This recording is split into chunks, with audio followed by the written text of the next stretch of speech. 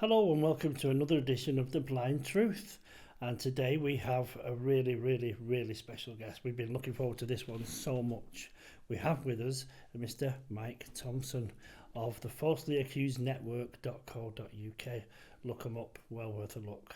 So, Mike, thanks very much for coming today. I can't tell you. Well, thank you. We have a lot of actresses that work here with us, and every single one of them have asked to be in the room while we do this, and I said no, because there would have been a crowd of them. Yeah. Trust me, they're so interested in what you've got to say. Okay, thank you. So, tell us a little bit about what you do, mate.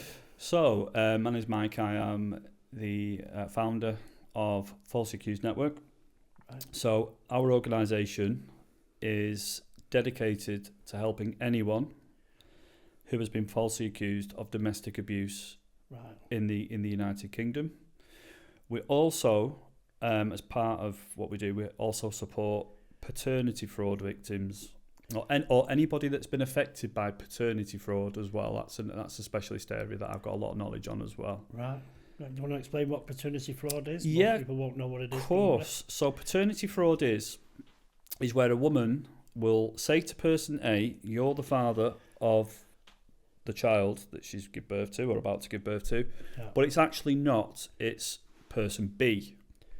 And she either knows it's false or she's reckless to the truthfulness of that statement. So it may well be false, but she's not sure either way. Right. Yeah.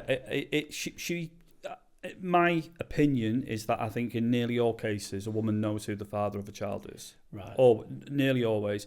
So in paternity fraud, for example, they know who the father of the child is. Do you mean by sort of dates, or do you mean instinctively, or I think they know by dates. I think the vast majority of women know who the father of the child is. Yeah. You'd think so, wouldn't you? You would think so, but I can get it if the woman's highly promiscuous, and she could be several. I'm not here to judge promiscuity at this point, but I'm just saying that she's highly promiscuous. She actually genuinely might not know herself. Right. But then for her to say, well, it's definitely that person when she knows it could be other people, to me is fraudulent anyway. Yeah. So there is that, but generally speaking, I tend to believe that a woman knows who the father of the child is. 9 times out of 10. Absolutely. Yeah. You would think so, wouldn't you? And I suppose if she had 2 or 3 candidates, let's say, if she's genuinely not sure, she's going to pick the richest one, isn't she? Yeah, that's it. Yeah, that's predominantly one of the reasons why they do it, because they could be like married, for example, but the man that she's been impregnated by might not be suitable to be a father. He could be married himself. Yeah, and she doesn't want to be asking He all three. He could be not have much money. So, and then she's got a husband sat at home. She, I'll just say it's his. Say the child's his, and I hope he doesn't work it out. And it's Mr. Dependable. He'll bring it up with me. Blah blah blah. Yeah. So that they pick. So she's picked on a biological. She wants that man's baby, but she wants that man to raise the child. Right. You're into like cuckoo world there, aren't you? So no, it's not. It's a very deeply troubling thing. Yeah. For everybody, for the child especially. Yeah. I mean, it's got to be. I've got personal experience of something along those lines, and kind of the opposite of that. And when one of my exes, I've had quite a lot of children to 3 or 4 different mothers, 3 I think, and when I was told that this boy isn't yours, it was after we separated. It was after I was trying to get access. That's when it all came along, and it was, he's not even yours. I don't know why you bothered. Said in the heat of the moment, in a temper tantrum almost. But when she apologised quite soon afterwards, it still didn't go away from me, because I just thought it's come from somewhere, that, whether it was just spite or what, I don't know. But I actually went to what I assume is an extreme length. I don't know if this is normal or not, but when my boy was asleep one weekend when he stayed with me, I took some of his hair and had it analysed, and he was mine. Yeah. He is mine. Well done for doing that. Yeah. Well, he never knew. Yeah. He never knew. I think, I don't know if this is common as well, but I've found in a lot of families that the children can emulate their uncles in habit. the one in particular that I'm thinking about, this son of mine as he's grown up into a man, he's in his 30s now. He suffers with Crohn's disease, and so does the brother that my ex told me was his father.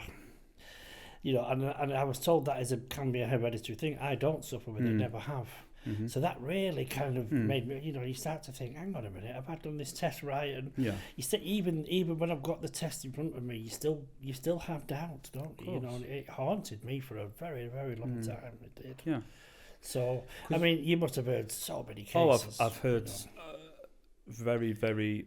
My case was very distressing for me, my family. But I mean, I've heard stories where it's multiple children. Yeah. So the man's been deceived into raising multiple children. Yeah. I've had a man who was conned by a fake DNA test. Wow, so that's I mean, that's all premeditated and a deliberate design. Deliberate deceit. Wow. I've had men who have been raising a child for years, and then they've had an argument, him and the wife, or they may have broke up, and she's just blurted it. Oh, by the way, you're not the father of the child. You know, won't name any names, but look, paternity fraud is wrong on every single level, and I say this with as much guts as I can for anybody watching this and listening, is the child suffers the most. Yeah, absolutely. The child suffers the most. So does the wrong fathers like me. So does the extended families in the wrong family side. But the child suffers the most every time, and I just would say to anybody even contemplating paternity fraud, don't do it. Yeah, there's so much collateral damage, isn't there, from things like that. There was for me, and I'm sure there is for everybody. But let me ask you a question connected vaguely to that and every other, falsely accused sort of scenario.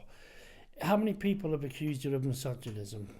As an effect, as a on social media, almost, I would imagine almost a daily occurrence. Well, because I've told lots and lots of people that you're coming on, and every one of them, mainly all the actresses that work with us on a regular basis, right up to yesterday, as I mentioned before we came on, they all wanted to be here. They desperately wanted to meet you because they're more mature ladies now, and they've got grandchildren that they've been denied, just the same the way the man is denied from the get-go almost.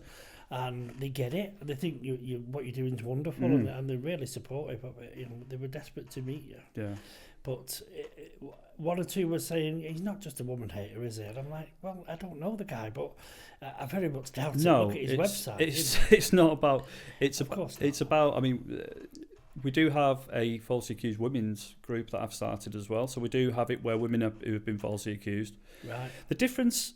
What we've noticed is when it's women that are falsely accused of domestic abuse, it tends to be more professionals that falsely accuse women of domestic abuse. And what I mean by that is social services. Right. Social services seem to have it in for women when they've been falsely accused. Tends to be less of their ex-partners, and it's actually quite much more. In fact, if a woman's falsely accused of domestic abuse within a sort of family court or a home situation, and if social services are involved, it's actually double hard for them because the courts will almost always side with these social workers. Yeah, when I was battling through to get custody of my kids, which I won on 2 occasions. Excellent, well done. Separate. It was tough. My takeaway from it, especially with my youngest, who you just met, who works here with me, her mother had to be so bad, like really bad. You know, I'm talking.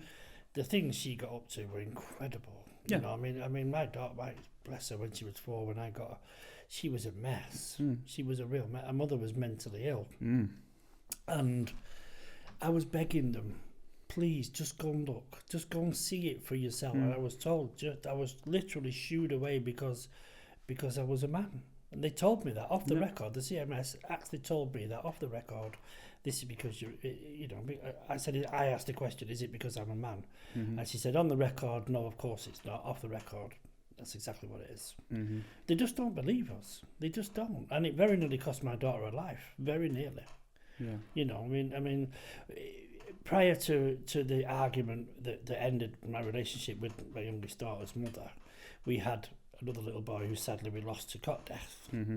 And she, my ex-partner, never recovered from it, and she still hasn't now, and it's 27 years ago. Yeah. She still hasn't fully recovered. Yeah. But because of that, though, she was using that, I believe, as a ticket for bad behaviour. You know, but she genuinely was mentally ill. She took to drugs. She was, in a place. I mean, my little girl was running around in her flat, and on the coffee table in the middle of the living room was a fruit bowl full of ketamine with a spoon in it. No. Height enough for a 4-year-old to just go like it's a load of sherbet, you know. Yeah. And I was begging them to please just go and take a look for yourself, and they wouldn't do it. They just wouldn't go. Yeah. And I got a call out of the blue to say, we've actually just been round and come and get your little girl, because they immediately removed her. Because it was a mess. She was breaking into refuge dumps and bringing home bags of garbage to the flat, and the place was awash with blue bottles. Yeah, it was everywhere. I mean, she had to be that bad before they would listen. And even then, I was subject to a section 37, if I remember right. Yep. It's a long time ago, and I was told you'll get 3 visits, impromptu, could be the middle of the night, could be. And if we see drug paraphernalia or inappropriate age toys or anything, and she'll be gone. Yeah. Luckily for me, I've never been a drinker. Don't take drugs, never have. So I said, you're welcome. And they did. They came in the middle of the night and disturbed my little girl while she was asleep. Yeah.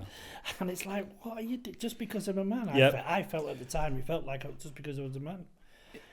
I've had men on the helpline when they've talked about their cases and they've said they've shown judges their ex-partner, female, abusing them badly. We're not talking a bit of an argument here. We're talking getting beaten by a woman. Yeah, with a weapon, I would assume. Also, horrendous stories, and then the judges taking no notice of it, and right, kids stay with mother. If it was the other way round, and rightly so, the man would not be allowed. And rightly so, let me make this clear, I'm against all forms of abuse. Oh, absolutely, we all are. And rightly so, if it's a man doing that, I'd be like, yeah, you need, no. But they spoil it for everybody. When it's a woman doing it, it's, unfortunately, it's not taken seriously by the court. And as I always say, the child suffers most. Yeah, I was trying to get across in my court cases that, you know, everything she throws at me, if I pick it up and throw it back, it all goes through the child, so they get hit twice. And it's just, you know, I mean, mine in open court accused me of being a paedophile. And when I was asked do I want to respond to that, and I just said, well, I thought we were here for the child. This is not about what I am and what I'm not. I'm clearly not. If she can produce any evidence, let's do that. But are we not here to see what my child's where she's gonna live, where she's gonna be with? And then luckily for me, I suppose, when the judge didn't elaborate on it himself, she then accused him of being a paedophile as well. Yeah. And a policeman was called into the room, and he was accused by her as well. Yeah. She was throwing it around. Yeah, it was going out like confetti. So so it's a bit like I almost saw the guy just stamp it. Like I knew I was getting it then, because as he had her PR removed that day in court, completely 100% removed, because she was clearly off her head. Yeah. And I still had a great love for her. I still had a great care and compassion, because I know what triggered it was the death of our little boy. How could I not feel sorry for that? Of course. But it was the same for me, and I didn't behave that way. Exactly. In fact, one of my real bugbears from that area of my life was people who didn't know us, didn't see us on a regular basis, and bumping into people. And it was like, oh, we've just heard what happened to Joseph. That's my son's name. And I'm like, oh yeah. They go, how is she? Sorry? Excuse me? What about me? It was mine too. There was no consideration for me whatsoever. It was all about how is she, how is she coping? Because the general, for me anyway, the general consensus seems to be, it's all about the mother. You know, when a child passes away, the mother, she must have suffered terribly. I know, me as well. What about me? You know, we're not allowed to have feelings. Is that what it is? No. That's the way I felt. I was very bitter for a number of years. I was angry, you know, because I just thought, why is she getting away with everything? She was going out committing crimes, and then saying she hadn't recovered from that and getting away with it. Yeah. She was using it as a ticket, and I told her that. I said, you're using Joseph's death to get away with committing crime. Yeah. It's insane, and she did. For a number of years, she got away with it. Has she got the help that she needs, this lady? She's in a mental institution now. Okay, I understand. Yeah. Yeah, well, last I heard she was. We I haven't seen her. hope she does get the help. So do I, Yeah. so do I. I wish her nothing but good and all of that, but she put me through the mangle and through the mincer and then back through the mangle and my daughter as well, more importantly than what she did to me. Well, that's it. This is what it comes down to. The children, amongst all this, suffer the most. Yeah, they do. You're dead right. False allegations, whether it's paternity fraud, parental alienation, the child suffers the most every time. Yeah. There is this problem, I think, with when it comes to female abusers out there, that it seems to be ignored. Yeah. It seems to be, especially if the victim's male, and it's like, oh well, just get up and suck it up and whatever. Yeah. And I was told to stop making such a big deal out of nothing. There's very little sympathy in society as a whole for male victims of domestic abuse or other crimes, and it's glaringly obvious what's going on. It is bizarre though, isn't it? And the frustration that you feel. I mean, one of the reasons I was starting a podcast, this very podcast, I was planning to talk to young fathers about how to conduct themselves at the time when the girl leaves, no matter what the reasons are, and takes the child with her. And if you act on instinct and kick the back door down, which I actually did myself, that's why I know how wrong it was. Yeah. You're actually playing right into the hands. Yep. And she could just say, "They told you, yeah, he's violent. I'm scared of him." Absolutely. I would love it if people did call me as early as possible. Yeah. Sometimes it can come out of the blue, and I get that. You know, it just happens, and there's nothing you could do. There's no build up to it. Yeah. But especially in that later period of a relationship breaking down, I would love it if people could ever get in contact with me and I say, I can, like you can get you through this without ever going down these false allegations. There's something you have to do. And I would say to guys, this might be very unpopular, but I would say to guys, once that relationship's over and it's getting to that point where it's clear you're not getting on, the best thing to do is for the guy just to walk away, go start a new life and move on. Yeah. Easier said than done. It is easier said than done, and I get that. I know walking away from your children, and I get that. It's easier said than done, but and I also say, and this is really common on the helpline: never, and I mean never, confront a cheating wife or girlfriend. Never. You don't be able to control yourself, would you? Don't do it. No. Well, because there's your emotional response to it, but it's also how they respond. And how do they're commonly responding? By making false allegations. Yeah. So if I on a regular basis I hear this, and a man will say to me, "Right, Mike, I thought my wife was cheating on me, and I got some evidence that she was cheating on me, whatever the evidence is." Yeah. So I confronted her, and then she denied it. She went ballistic, and then the next day I got a knock on the door, and the police. I was arrested on charges of coercive controlling behaviour. Yeah. And it comes from that, and it's a huge deflection from her behaviour to move it away from her, of course it is, onto him. And then it all starts, the whole process starts. Then there's a non-molestation order, could be raised. He could be under investigation for many months, and he can't see his kid. So I would say this is one thing anybody's listening who hopefully has not been through what we've been through, but if you ever did discover your partner cheating, please don't confront them. Don't confront them. You either just quietly leave or just come up with something, but don't tell them that you know. Yeah. Because it will not. It will not end well for you. It's almost impossible for it to end well for the man, isn't it? Oh well, yeah. Well, that's it. He's been betrayed, and then what does he do? And then, but I think confronting her, getting answers, you're never going to get them. You probably she's going to blame you anyway. There's no point. Yeah. So just either just making it or end the relationship, whatever you want to do, but please don't confront them. I'd say. Yeah, with respect, is that realistic?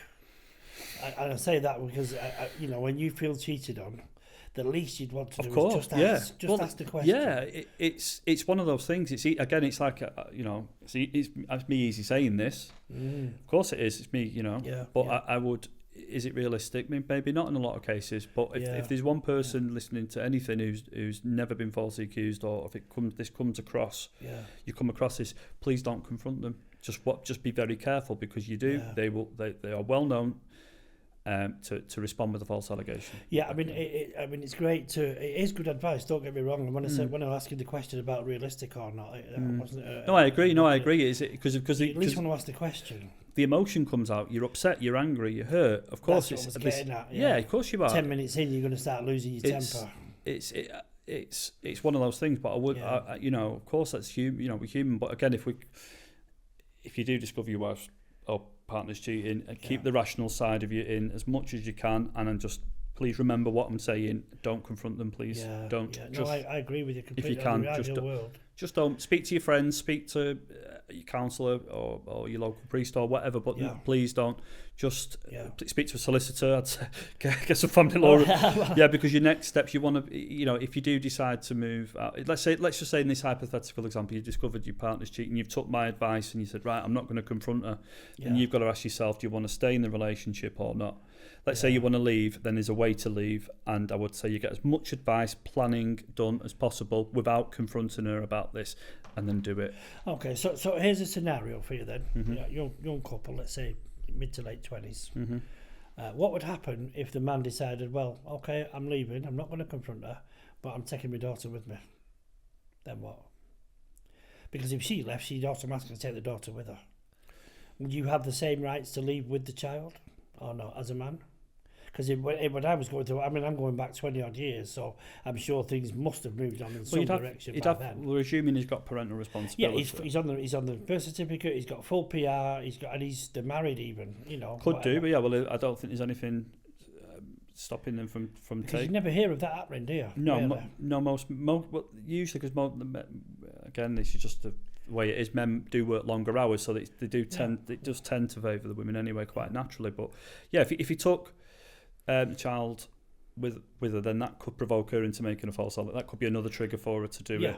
Yeah. And I would say to people, don't confront them about cheating. Get as much advice as you can legally, because there's all sorts of legal implications, whether you're married or unmarried, whether you own property or you don't, and the children and so on. And there's lots of multifaceted. I would say certainly consult a family law solicitor. And maybe that could be one of the questions. What happens if I leave and take my daughter with me, or my son, or my kids? I think the way I understand it could. And then they go and listen. Then she's going to be, why have you taken the kids? And then she could make a false allegation, get the kids back, and this is why. So again, everything being reversible, she leaves and takes his daughter with her, and then he says, "Well, I think she's going to sexually assault that child." Would they bring the child back to him, or just put it in care? Put the child in care, maybe. They'd go to social services, wouldn't they? Yeah, that's what I'm saying. But that's an inequality in itself, surely. Yeah, it is. Because I'm going again. Mine's 20 odd years ago. Thank Christ that I don't have to go through this again, because all my kids are grown up. But I just felt when it happened to me, when there's a couple of occasions where she started to get into drugs and stuff after Joseph passed, and I still wanted to help her. Still in love with her. I still wanted to help her and save her, and get back to where we were and have another child and all of that stuff. But she ran off to a shelter, a refuge, in Longsight in Manchester, Plymouth Grove, I remember. And of course, I got wind of where she was, and I went round to see her, and they just said, "Well, phone the police. If you don't go away, we'll phone the police." And I said, "Well, but she's made an allegation of you beating her up or threatening to, and all. She was 5'1", I'm 6'2". They saw me. I felt like a monster. I'd never even raised my voice to her, and I felt like a monster. I did, and it made me. And I said, "Well, where's my help?" And I found, I don't know if this is the same now, but again, I'm going back a long time. I ended up doing some research in the old days of Ask Jeeves before Google was a thing, and there was 600 and something female refugees in the UK, and only 2 for men. There isn't many at all. There was only 2 at that time, because I found them both. One was in London and one was in Glasgow. I don't think there's many more now. So, because I couldn't afford to carry on paying for the house without her, so I was going to become homeless. And no one cared. No. Nobody gave a damn. She was given a bed, she was given a room, she was given benefits, and I got nothing, less than nothing. I lost my home.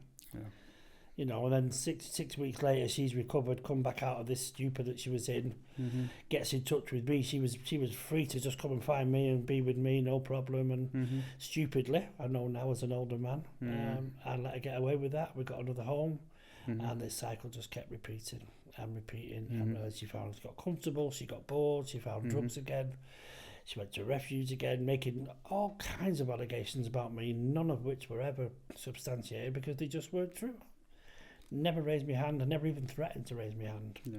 But they just instantly believed her, without question. It is a great concern that it's this automatically believe women type of narrative. It's just whatever a woman says to Cafcass or to social services or the police, it's automatically believed. It's if it's gospel truth, that's it. Yeah, it's not even a question, is it? And the evidence is clear that the police investigations that we're aware of, they're not really looking for the truth. They're just trying to see if they can build a case about what she said or not. Yeah. They're not looking to say, well, let's look at this objectively, right? She's saying this, he's saying that. What evidence can we do to do? They're not doing that. That's what I'm hearing. Yeah. For the guys involved with the police, it just tends to be she makes his allegation, right? Can we make this stick or not? That's all they're doing. That's all they care about is the numbers. Yeah, is it there or not? And it's not right. I think you've just touched upon something interesting there because I mean funnily enough we were talking about this in the group the other week. How many cases are the police actually looking at where they're utterly false and must be impacting their ability to perform at their job as well? Yeah, must be. Yeah. Must be because they must be fed up of clogging up the system with false allegations coming from a warring couple that have just broke up and they know that I'm sure even some have said off the record to me that we know a lot of these are false. But we've got to investigate them, which is fine. I get that. We can't just. Yeah. This is what's happening. They're getting hit with a lot of these false allegations. So that they're then like 18 months in that example. I know many guys it's a year minimum before they're found out. Yeah. It's got to stop. And it has. I asked a question again, going back to my case. I asked a question in court. He asked the other court, why can't it just be parent A and parent B? Why do you have to have a gender? You know, why can't we look at it objectively? What parent A could offer the child, what parent B, and mix them up. You don't always make the A the man, B the woman, or whatever, so that they can look at it to see which is the best, if you like, package for the child or children. Yeah. And then it can't possibly be biased then. To me, that's a simple solution to it. Yeah. A judge could look at it, or a panel, or whoever it is, could look at it objectively that way, that parent A. Because even in the old days, it wasn't the same. But you couldn't even assume now that a nurse would be a woman, for example, or a truck driver would be a man, because they could do any job now. Everyone can. So, I think that would be the fairest way to do it. Yeah. But they won't. They won't do it. I've asked them many times in the past. No. They don't care. Like as you say, I think sometimes they just want to clear the decks and just. To finish it, close the file, and if that means you don't see your kids having done nothing wrong, they don't care. They don't seem to care to me anyway. No. Which 9 times out of 10, it's the guy that gets shoved out of the whole equation and left without any help. We're not imagining it, are we? No. When we say that the family court is biased against men, it is an undeniable truth. You're not imagining it. People sat there might be thinking, well, these are just two bitter men. No, it's not. It's true. It is absolutely true. Well, I don't know about in your case. In mine, my proof is in the pudding because my kids are all fine. Now the ones that I brought up are absolutely fine. Well, the child I was conned into believing was man I don't see. Sorry, do you mind if was the child yours in the end or not? No, not mine. Right. So I was conned, Phil, into believing the child was mine. Right. And I'll word this very carefully. I genuinely believe that my ex knew I wasn't the father. I genuinely believe that. She knew all along, and that's what I genuinely believe. Right. I discovered the first sort of doubt came about when he was about 2-3 months old, and I was looking at him and I'm thinking, I don't see a strong resemblance, but that can happen. But really of course it can. But he really looked like his mother. And I was like, oh, well, that's it. That because going off looks alone is not the greatest barometer. I mean, I can go into that more examples later. And I just thought, you know what? looked more like, Mum, it's fine, no problem. Put it to the back of my eye, put it to the back of my mind. And then about a year later, so the child would have been about 15 months at this time. Yeah. I was out socialising with friends, and one of my friends said, I don't think that the child is yours. One of your friends said it? Wow. Based on what, though? Something you'd seen? Or? And I became very defensive, and I said, absolutely, the child is mine, of course. And I think it was, and I don't see, there was no malice in what my friend said. No. It was, I think, came from a genuine place.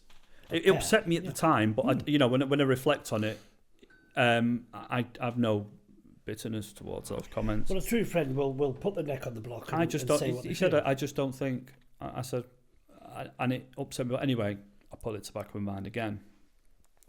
So now, in my story, the child's nearly not far from 2. Right. And the child was playing in my car on the steering wheel and what have you. And I was always taking photographs. Always thousands and videos and you name it. I had them all. Very proud. Very proud of very proud of him. I was. And in this particular photo, I looked at the photo and I could see in this photo it didn't look like me.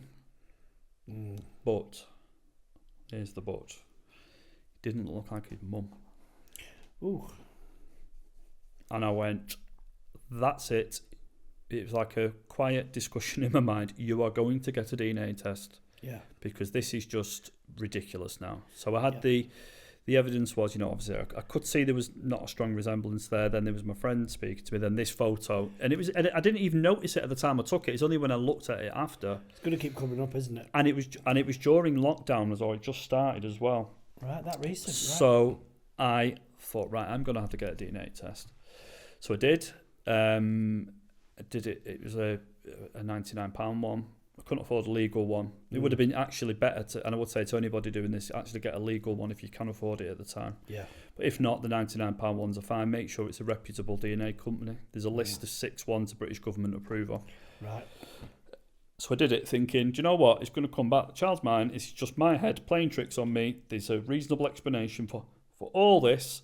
And there's no way she would lie about me being the father of a child. So you just wanted to put it to bed. I just thought, let's get rid of this once and for all so I can just relax and get on with the rest of my life. Let me make it very clear. I wanted this child to be mine. Of course, yeah. I fought very hard to keep him. Yeah. But anyway, that wasn't meant to be. Oh, sorry, mate. It's okay. It does make me sad at times, doesn't it? And it's quite recent if you're talking about lockdown. Yeah. So, Wow. So did the test, and it took 10 days to come back because it was locked down. And this particular day, he was actually with me. I was at my mother's, and it came through at 4:30 on a Friday afternoon in May 2020. And I felt physically sick, but I thought, I've got to find out. This is just settle my mind. Yeah, I'm ready for this. You gotta know. And I did it, and it said 0%, and I went absolutely numb. I didn't get angry. That probably came after, did it? I didn't get angry. Yeah. I was numb. Yeah. And I felt like I'd been shot in the stomach. It's the best way I could explain it. And the child was there with me in the house when I got the result. So was this an email or email? Right. Yeah, it was an email. Oh gosh. So then I got I didn't know what to do, and I rung up my brother, and he was like, "Oh my God!" And he was, I'm at this point, my mother and father were there. My mother just, I tell you what, I don't think I've ever seen my mother that upset about anything. She's lost both her parents. Yeah. They both died, and I don't think I've ever seen her that upset ever. Wow. Ever. No surprise, really, is it? Well, she was unbelievably upset. I can't put into words. He's a very stoic man, my dad, and he was upset, but he just doesn't show his emotions. Old school. He's very he's ex-British Army, and he has stiff upper lip and all that nonsense. I get that. Yeah. And I didn't know what to do. So I rang my brother up, and I thought, right, I'm going to ring my ex up. Yeah. oh, sorry, just so it makes a bit more sense. By this time, we'd split up, but I was co-parenting, and it was very, very, very, very, very well. We were co-parenting very well. Let me make that clear. It was wonderful. I'd have him one night a week, but I'd see him nearly every day. Right. Videos, everything. So it was a very, very close, loving relationship I had with this child. It was not, and with her, if anything, we got better when our relationship was better when we broke up. Sure. So I rung her up, and I said, let's word this carefully. I've just done a DNA test. No, that's not what happened. I've skipped a bit. I asked her to come round to my mother's. Right. I said, I need to have a word with you. Can you come round? And she said, I can't quite at the moment. Why? What's up? I said, look, I'd rather just see you face to face about this. It's a face-to-face thing, isn't it? Yeah. I said, just come round. She said, no, what's going on? I need to know. She was just kept persistent. And I said, okay. I said, well, I've done a DNA test and it's saying the child isn't mine. Sounds like she knew already. Of course she knew. She knew all along. She's just waiting for the day. Yeah. And she just put the phone down. Oh, that really helps matters, doesn't it? And I was like, wow, okay. So then she sent me a message on WhatsApp saying, I don't believe you. Send me the test results. So I did. And she said, right, I'm coming round to pick up the child. Yeah. And then, so I waited I actually filmed the encounter. Right. I've never released it, but I've still got it. And I was in the front garden with him. Gosh. You okay? Take your time, mate. And, if you need to change subject, do so. No, I'd like to speak about it because the public need to know how upsetting this is for people. Just take your time, mate. Honestly, take a breath. I think people need to know. Yeah, I agree. If you can. And I was playing with him in the front garden. We were there, and she just turned up. And I said to her, "How could you do this to me?" Yeah. Her personality had even changed. It was very, very. It's like she used a tone of voice I'd not heard in a long time. She went, I don't know what you're talking about. She's from Manchester. Yeah. And I said, who's the child's father? She goes, I don't know what you're talking about. And it was so hard-faced. No apology, no look of regret, no nothing. And she just sped off.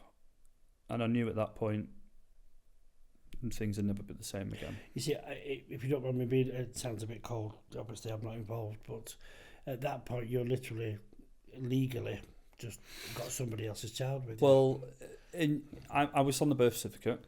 Right, okay. And I still had parental responsibility because we were married when the child was born. Right, okay. Yeah. So I was, in the eyes of the law, I was the child's father.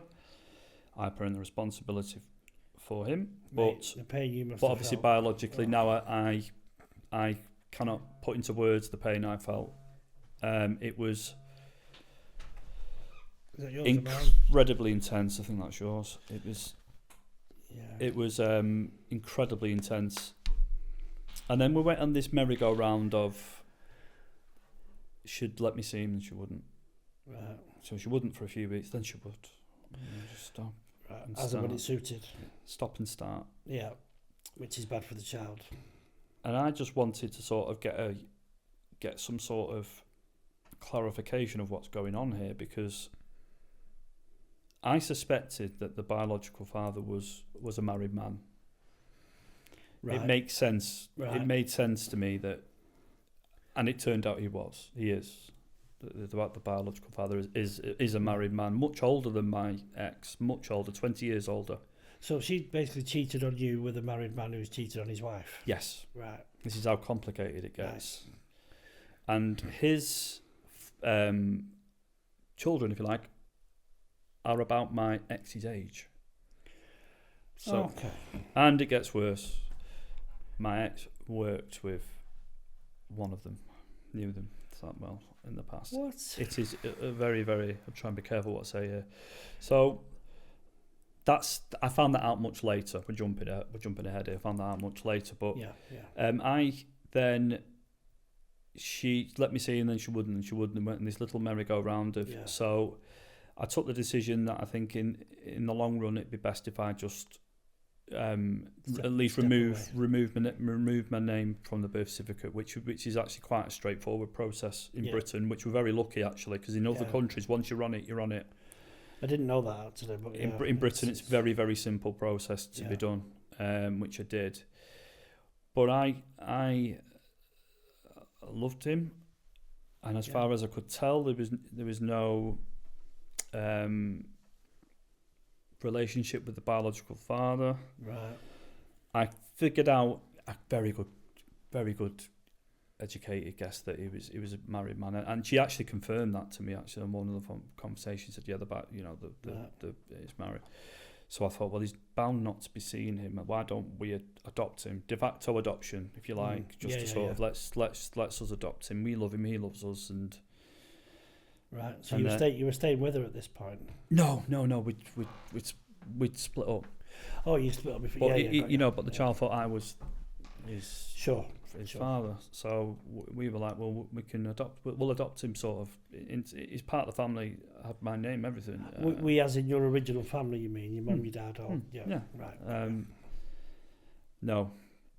That didn't happen in the end. I tried my hardest. I'll be careful what I say here, but tried my hardest to keep him with us, and I was met with false allegations, which again I successfully managed to get thrown out. Right. But I had a fantastic paralegal. I'll name her, Claire Hobson. She was amazing, and we did a great job. She did a great job because I couldn't write statements. I don't understand half the thing what the lawyers were talking about, and so the upshot is I didn't. It turned out that he was the child was having a relationship with his biological father, albeit in secret, because the biological father didn't want his family to know. Right. His wife. And was that the case all the way through, unknown to you?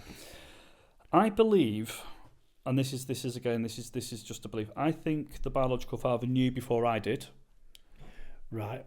Okay. There's a little bit of evidence out there which I think suggests to me he was introduced to the child, I believe, about 4 or 5 months before I found out, without revealing too much. There's a bit of evidence there that I think, do you know what, that says to me he knew before me. And there was a lot of weird things going on in the run-up to that DNA. She said something weird to me once. It was about 2 months before I did the DNA test, and she said, oh, the child, no name, goes up to people in the park and calls them dad. So she definitely knew what was coming, because I was going to say to you, it's only a matter of time before the child grows up old enough to mention the other friend or whatever. So she said that. She said to me that, and I was still the child, sort of, no DNA test had been done at this time. Yeah. But I remember thinking a really weird thing to say, and obviously now it makes sense. I think what that was a very, very clever deflection of her. I think she did that. She told me that just in case if I was ever out with the child, and he went up to somebody and called them dad. Yeah, it's a preemptive strike. And she goes, and she said, "Oh, I've told you." He goes up to people and calls them dad. That's what that was. It was very clever, but she didn't realise how it actually helped tip me to get a DNA test. It just made me a little bit more suspicious that I had anyway. What a red flag that is. Oh, it's huge. But she just came out of it. She said, "Oh, he goes up to people in the park and calls them dad." And I remember, what a weird, and it just, that was part of the doubts as well. But I think the biological father knew a few months before I did. Yeah. I don't think he knew when the child was born. I believe that. I believe he didn't know then, but I think he found out a bit before when I found out.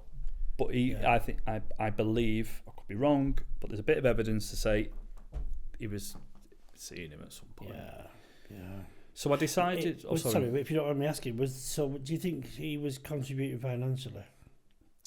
As far as I know, it was minimal in the end. Right. As far as I know, it was minimal birthday presents and a few bits and bobs. As far as I know. And what I'm trying to establish is that whether she had any kind of relationship with the man still, just in terms of win on the roundabout and win on the swings. You're being dad and doing a great job clearly, and he can dip his hand in his pocket as well. Possibly. Do you know what I mean? I'm not sure. It wouldn't surprise me, but I'm not sure.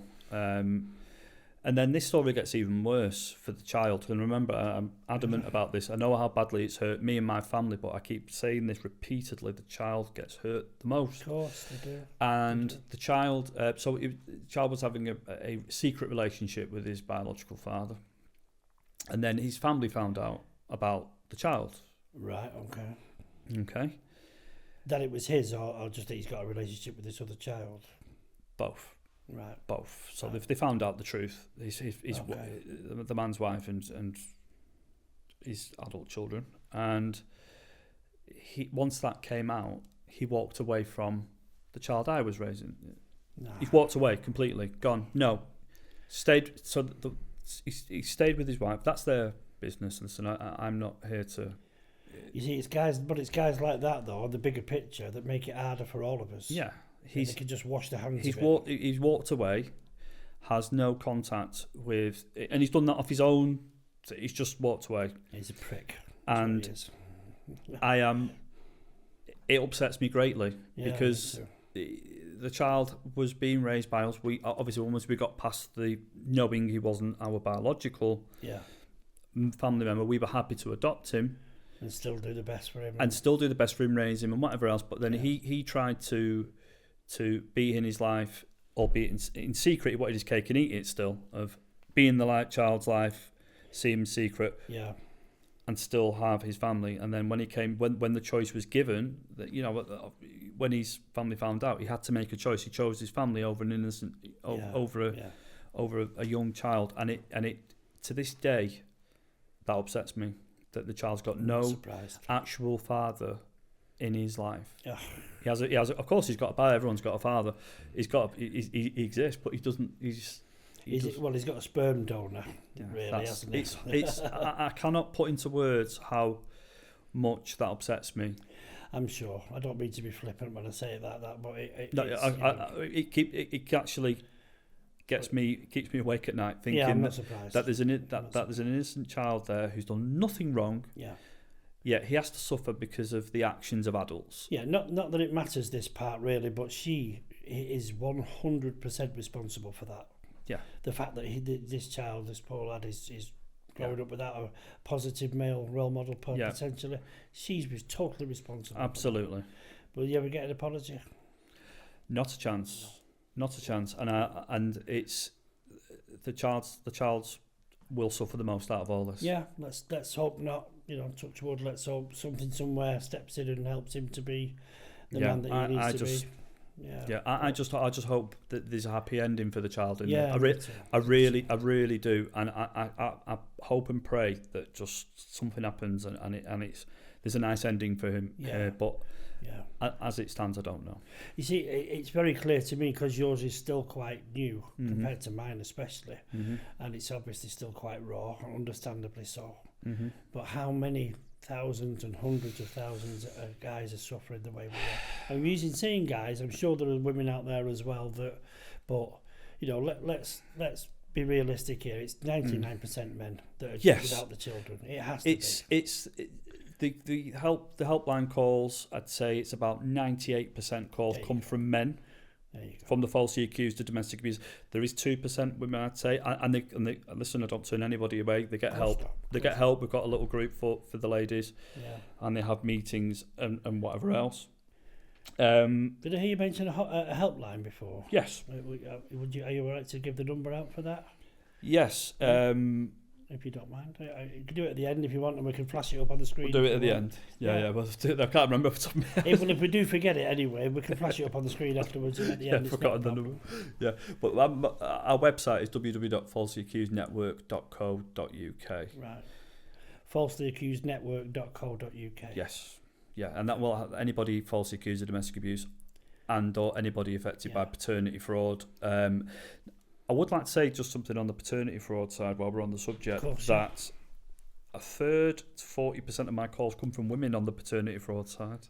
Now, is that the mothers, the grandmothers? Yes, grandmothers, wrong grandmothers, wrong aunties, and also wives or girlfriends of a man who's just found out.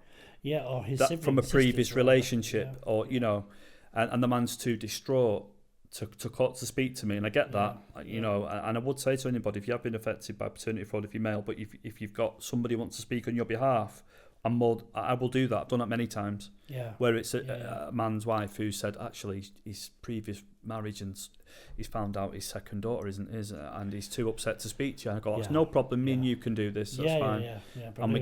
And then what we do is we can. I'm not a solicitor. Let me make that very, very clear. But I can give people legal information. I can do that. So I can talk about the birth certificate, what it means, how to get your name removed off it, what the form number is. Because you've lived it. Yeah, I can do that. I can do that, all that with them. But if they want legal assistance, I know a very, very good family law solicitor, Shakin Yat, based in London, but he's from the north of England. He's very passionate about helping people paternity fraud victims. Right, good. And then we got some fantastic paralegal Mackenzie friends that I know dotted about all over the country. So you can, wherever you are on the economic spectrum, you're going to get help. You're not turned away. You're going to get some help. And if you can't afford either, then we have a group and we have free legal information and so on and so on. So you're covered. So let me ask you, do you see an improvement in the trend of men getting more help, or is it not? Is it flat? Is it still? Because as I said earlier, in my time, 20 odd years ago, there was only 2 refuges for men. There was nobody I could ring. There was nobody. I think I rang the Samaritans once, and they were sceptical at best. I think I think it's gone a bit flat, but it's going to get better. I think since the Johnny Depp case, that has helped men immensely. Yeah, he spoke for millions of us out there who've been through that, who've been abused or have been falsely accused. Well, it's actually both, isn't it? She was clearly abusing him. Oh, undoubtedly, without a doubt, undoubtedly. And what he did for us was just an amazing thing. And I think from that, men are now quite more open to talking and accepting help and the stigma's going away. Of course it is, and that's what we need. There's an author who I've he's in our group now, and he writes books, and what with Jared Whittaker, who was a very badly abused male by his ex, battered. I mean, she used to batter him, but he's massive. That he's breaking the stigma down. So there's guys like Jared Whittaker out there doing stuff. Yeah. And I've said to him in private many times, said, what you're doing for men, you don't realise it. We've all got our part to play here. This podcast has got a part in it. I've got a part. Good. We've got Gerard Whittaker. We've got everybody. We've all got our little way of doing this. You know what I mean? Yeah. And I said, you're doing your part in breaking this stigma down. If men can see a man, this guy's massive, and he's it's like men can see you openly talk about what you went through. It gives other men the courage to get help. But I remember the story of Mike Tyson. Yeah, when he was heavyweight champion of the world, one of the best boxers that's ever lived. I'm a huge boxing fan, kickboxing fan. I mean, he was ridiculed live on TV, and by all accounts, mentally coerced, and he smashed to bits by Robert Gibbons, wasn't it? He just was. She filled him full of drugs and got him on the sofa in front of cameras, getting him to admit that he was doing stuff to her but he wasn't doing. Which I believe went against him in the rape case that he was convicted of, that I still think he didn't do, to be honest with you. But he was the baddest man on the planet by his own admission, and I think it all went against him massively. Just going a little bit deeper. Now, I've been accused a couple of times of misogynism when I expressed this view, and told that I'm still bitter from the past and things like that. But what I see, and I don't know if this is too deep for people or not, it might just be my own neuroses, I don't know. But what I see on television, I mean, I'm a filmmaker. This is our studio. We make movies. It's what we do. But so I watch a lot of TV and stuff. It seems to be an older American kind of morning sitcom type. Everybody Loves Raymond is one of them. I watch Frasier is another. Things of that ilk. And I see occasionally a woman hitting a man on screen, which brings about roars of laughter from the audience. Because they do it in front of a live studio audience. But if ever a man hits a woman, which is extremely rare anyway, it's met with gasps of exasperation and whoa, you can't do that. I mean, I saw one just the other day, without getting too graphic, where It was an episode of Everybody Loves Raymond, which I'm a big fan of. And the wife, called Deborah, in this case, Raymond's wife in the show, elbowed him in the genital area.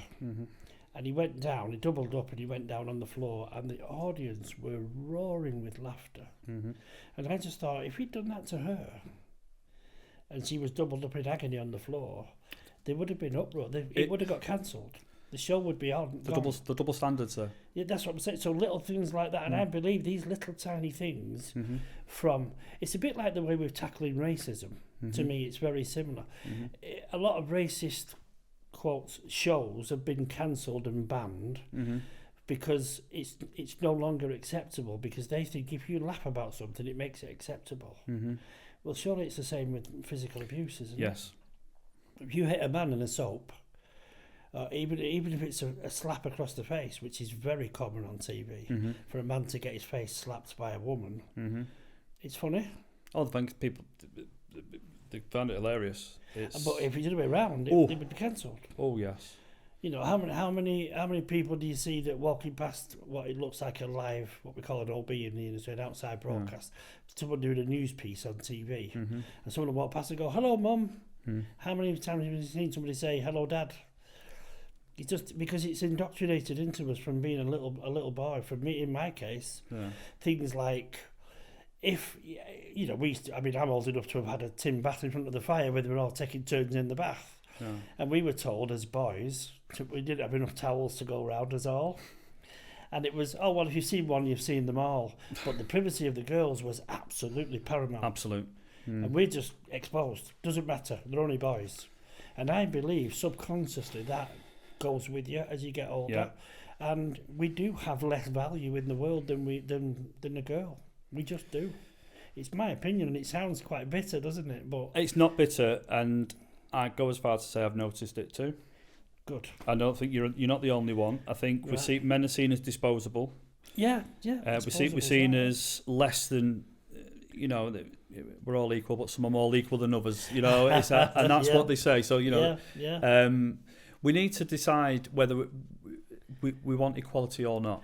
Correct. Is this what we want? Are we gonna? If we talk about equality, we've got the Equality Act 2010, which people think protects men. It really doesn't. No. But we need to be. Are we serious about equality or not? That's the way I see it. I think we need to get to this. We need to have this conversation. Yeah. Because if it's 1% difference, it's not equal. No. You know, you can't have it. You can't be a little bit equal. It's either equal or it's not. Yeah. To me, anyway, and it has to be across the board. I was asked quite recently to stand up for somebody on a train, a packed train from London to Manchester, and the person asking me was a lady in her 30s, not pregnant, not disabled in any way, you know, and all of that. Are you going to get up for this lady? Who said that to you? A woman, literally on the shoulder. Are you going to get up for this lady and let her sit down? And I said, well, are you pregnant? And she went, what do you mean? I said, are you pregnant? Are you disabled? Is there something wrong? Is there any reason why you want me to get up? Well, because she's a lady. Well, that's not good enough. And I flatly refused. I'd expected to get pelters from around the train, but I actually got a round of applause, which I thought was encouraging. But I didn't want a round of applause either, but I thought if she'd have been pregnant, if she'd have been with a stick or sticks, or you might have offered, regardless of her gender, I'd have got up with man, woman or what, I don't care. But I'm not giving up my seat for someone who's as able-bodied as me. Yeah. I mean, I'm registered blind, hence the blind truth. I have no central vision. I've got macular degeneration. I'm also a cancer patient right now. I've still got it now. So I don't wear a T-shirt saying I've got cancer and I'm blind, but I was probably more entitled than her to that chair, regardless of gender, because I couldn't stand up for too long. I mean, you know, in the middle of chemo as I was at that time, and I was very weak. So, you know, I didn't offer that as an excuse. I just said no. And I leaned over. There was a young girl sat opposite me on the edge. She didn't ask her to give her seat up, but I did. I said, excuse me, why don't you get up for her? You know, and she wouldn't. So why should I? Just because I'm male? Want equality, or do you not want equality? Well, what is it? Which is it? Which is it? Do you want it or not? Exactly. It's this pick and mix equality, isn't it? As and when it suits. Yeah, as and when it's. We like that bit of it, and we don't like that bit. And we'll keep that, but we'll have this. No. Well, I'll tell the world on record right now, I'm having none of it. No. Absolutely none of it. And I'm not a misogynist. I love my mother, who sadly we lost just a few years ago. Yeah. I love my daughters, and even the one that doesn't speak to me, I still love her to bits. Of course, yeah. But the fact is, and most of my mates, the girls that work here with us, Margaret and Jenny and a few of the others, and Wendy in the classes, love them all to bits. And they've got as much rights as I have on every single matter in the world, as far as I'm concerned. But they're not getting preferential treatment on any of it. No. And I don't want any either. Yeah. But as you say, what do you want? Equality or not? Do you want it or not? If you want it, it's across the board. Yeah. If not, do as you're told and you stand pick your up. books. Do you want to pick a mix? No. It's I mean, another concern for me is, and I think you touched upon it earlier, is how marriage is really, really, really not beneficial to men now.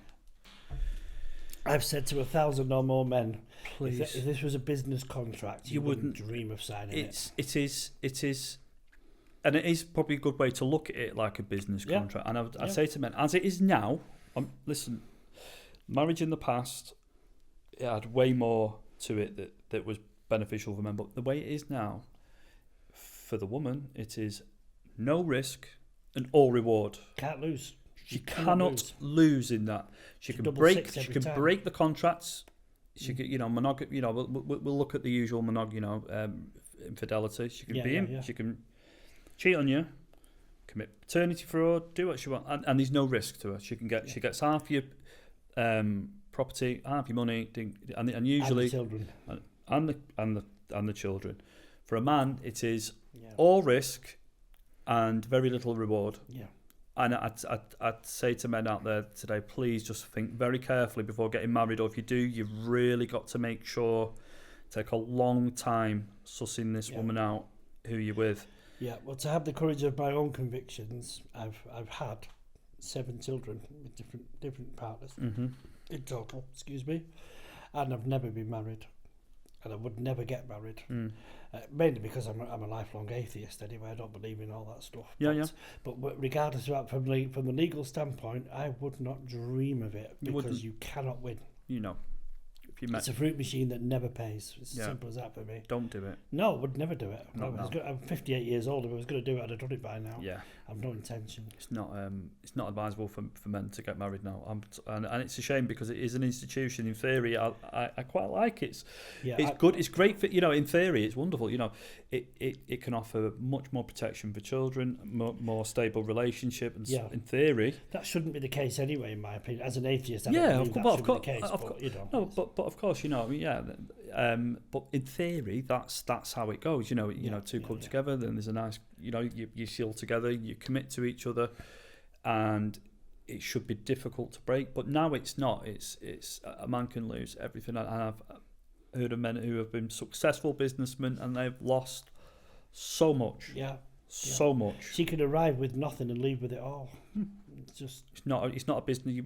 It's not a contract you want to get yourself into now. As a businessman, you looked at that and read it word for word, you wouldn't dream of signing it. You'd be like up in arms about it. You'd be like, no, we'll leave that. So, but you see, within the marriage or relationship, whatever, be it de facto or whatever, then if you cheat, you lose. If she cheats, you still lose. Yep, you can't win. Yeah, so there's no, and then you've got the family courts that side with the woman. So straight away, you're in the losing. No. Yeah, well, you lose from the beginning to the very end. So you're not having your children. And I think, is this still the case? Again, going back to my days, was many years ago now. But in my day, if a woman was given a court order to let the man, the father, see his children at weekends, that can be court ordered. But her defying that had no consequences. Yeah, it's still pretty much the same. Is isn't it really? So regardless, because in my opinion, in any other sphere of law, if you get given a court order and you disobey that order, you're risking prison. As a daft example, I was once banned from driving for 6 months for totting up of speeding points. And then I was told, just because I thought it was a misdemeanor, who cares? I was in that phase of my life, I didn't really give two hoots about the law, to be honest with you. But I was told by my solicitor, do not drive while disqualified, because that is in direct contravention of a court order, and it's a mandatory 6 months prison sentence. Yeah. Because they don't like being disobeyed. It's because they've not. That's a person, judge, be it male, female, whatever, has specifically told you are not allowed to drive. You disobey that, you go to prison, and they don't even have the right not to send you to prison because it was mandatory. 6 months. That's it. So why isn't that applied to when people do that? Deny a court-ordered visitation from dad. They've been told you must let them see him. Why isn't that in contravention of a direct order? Well, it is, but why isn't it punished? This is a big concern of ours as well. Yeah. Is that these court orders are being made and they can be frustrated quite easily. They'll come up with an excuse though. Oh, kid's not well. That's fine now and then. I'm not well. The weather's not, but then but then some are just openly defiant. No, you're not suing them anyway. Yeah, and then the man has to then go back. It's called a C-79 application. They're going to go back for an enforcement, and it seems to she has to do it quite a few times before they start taking it. They start coming down hard on them. So they will. Depends how much. If you want to keep going back, they will enforce them, but it takes a while for them to. Listen, the family court is a feminist organisation. It's run. I believe, my opinion, it's run not in the children's best interest. It's run in the mother's best interest. They're not. They're not there for either. As you said earlier, it should be about the child's best interest. Of course, it should. If that's deemed to be the mother, having looked at all of the facts from both sides, okay. Fair enough. Yeah. Yeah, but you have to be dismissed completely sight unseen almost. Yeah. And not listened to in any way, shape or form. Yeah. I've got friends, we've talked about this an awful lot. That's why I was so glad that you came on here, because they're all telling me the same stuff. Yeah, it's they just don't get listened to. They've been made to jump through fiery hoops for nothing, to get nowhere. I think some advice I would give to guys, if you're watching this but you don't want to ring me, which is fine, you can, the helpline's open to everybody, but if you don't ever want to ring me, I would encourage you to ring. Absolutely. I would say that a lot of this is about, you have to accept very early on that the family court, that the CAFCAS, social services, police, if they get involved, are all biased against men. And I'm sorry, it makes me sick saying it, but it's true. Do you know what? This is the blind truth. Accept it. We have to accept. We have to just at this point accept this is what we're up against. So try not to let it upset you. You've got to, especially early on, because CAFCAS get involved early, so they'll do like a safeguarding call. It's important you don't react, because it's upsetting when you've been falsely accused and there's somebody you've never even met putting this. Have you done this? Have you done that? And it's like. Yeah. It's very upsetting, but you must control yourself. Must. Well, my instinct was A, what's it got to do with you? And B, how dare you accuse me of that? How dare you tell me that I've done this, and this to my little boy's mum, my little boy who we've buried? Why? I mean, come on. And I was frustrated. I was disillusioned to begin with, and it turned to anger. It did. I was raging. I'm thinking, how dare you sully my name like this? Yeah. And she did it just to get a bed, to get somewhere to stay, which I'm glad she did in that respect, because I still cared for her. But my name was absolutely in the mud. Yeah. As far as they're concerned, I was an abuser, I was a domestic violence perpetrator, and I was none of them things, not one of them. All based on just words? Just her words. Just her words. A known, registered drug addict, and later on prostitute. That's it. She would have said and done anything to get me away from her, and all she had to do was tell me that, and I would have done exactly that. But I was trying to explain, since we lost our little boy, she's not been right. She's not, and I want to help her. I love her to bits. I'm here for her. Well, you can't be here for her. Just go away. That's what I was told at the door in Longside at the refuge. Go away, or I'll phone the police and you'll get arrested. And that's exactly what happened. I got arrested. I was locked up, and all I was trying to do was care for the mother of my little boy, because I was scared what she was going to do to herself. Because she told me the first chance she gets, she's going to hang herself. Yeah, and I was scared she was going to do it. And nobody could tell me it doesn't happen in the real world. We just buried our lad. People tell you cot death's so rare, it doesn't, it happened to me, it happened to us. And I was scared she was going to kill herself. I was. And the frustration I felt as a young, energetic man, I was willing to tear doors down. I didn't in the end, but I was got to do. Yeah. And that's why I want to see the ones of today and tell them, please don't. I know the instinct is to do it, but please don't, because you're playing right into their hands. I just love it. If earlier on the process, if you do find me, please do give. It's worth having a chat with me at least. We've got a support groups, private Zoom meetings on a Monday. And get you access to legal assistance. Brilliant. You can get we know therapists that are male friendly who can help you through this as well. So please don't do this alone. Get some help, and I've gone into a lot of detail and depth in what I've set up. So it's not just Clearly, I've looked at your website. Very in depth of what I go into, especially the help with the helpline and the support group and the Zoom meetings and so on and so on. So it's really in depth. This is set up with the help that I needed but didn't get at the time. I had to pool all this together, and I thought, you know what, we can do this for guys and women as well, but it's just a small minority. But please, as early as possible. There's a lot of things you need to know before you walk into family court, and a lot of stuff you need to know when you're in there. And that frustration though, when you've got to sit there and keep your lip buttoned and just listen to this crap that they're spouting. And and if you reacted, I know, I didn't do much to the CMS stuff or child welfare it was called then. I didn't have to do very much of that because she went so bad. She was just completely off it. Yeah, she was really, horrible. It was terrible, really. She came back to me for a while. I woke up in the middle of the night to flashing blue lights in the bedroom window, thinking, what's going on? And she's laid in the bath and she'd slashed her wrists. And the bath, it was like a scene out of a horror film. It was the whole bathroom was just soaked in blood. She very nearly died, and that's traumatic as well. And eventually, I felt justified actually in continuing to try and help her, because we went on to have another child, and she actually works here. You've just met her, and she's 23 years old now, and she's great, 22, 23, and I felt kind of vindicated because she wouldn't be here if I had just literally walked away and washed my hands of it all, which everyone was telling me told to do. She wouldn't even exist now. Yeah.